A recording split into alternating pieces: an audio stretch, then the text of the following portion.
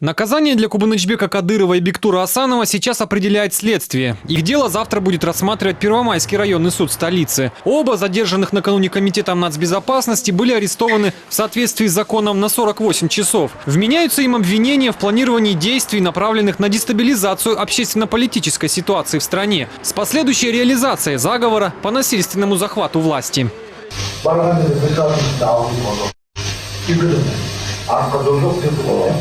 Скандальные аудиозаписи, напомним, появились в свободном доступе интернет-пространства 22 марта. И судя по ним, эти двое были активными участниками переговоров об организации беспорядков во многих регионах страны. И Асанов, и Кадыров – члены национального оппозиционного движения. Выражаясь юридическим языком, их действия подпадают под статьи 27 и 295 Уголовного кодекса. Юристы говорят, эти статьи считаются особо тяжкими, и по ним предусматривается лишение свободы от 12 до 20 лет.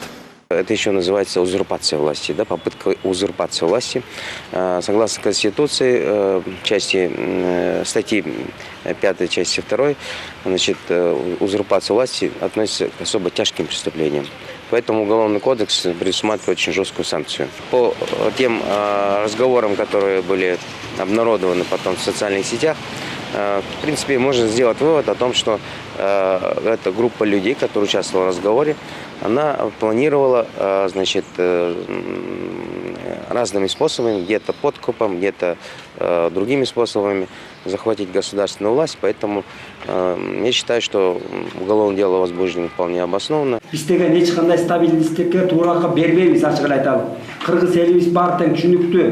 Гражданские активисты сегодня вышли с требованием наказать тех, кто собирался организовать беспорядки.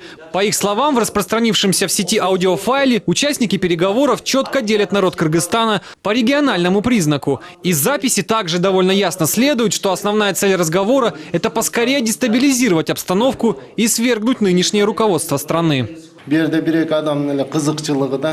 Здесь прослеживаются интересы нескольких человек, и вряд ли можно ждать от них чего-то хорошего. Кыргызский народ знает, что такое революция. 2 уже пережили, а 3 нам точно не нужна. Да и повода никакого для нее нет.